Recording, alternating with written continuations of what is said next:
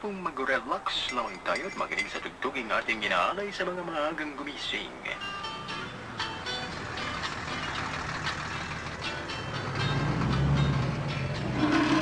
O, yung utang mo, ah. Ayun talaga, oh. Oh, Renz, kape muna. Buti na lang masarap ang kape mo, kundi sira na naman ang araw ko. Kaloy! Tayo?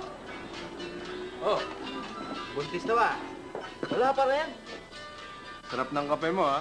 Iniiba mo naman ang usapan. Sige, uminom ka ng kape nang magising ka naman. Muna dyan.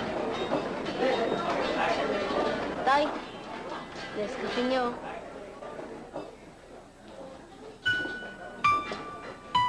Oh, galing ah. Ako ba to? Opo. Kuwang-kuwa mo yung bigote ko rito. Tayo po.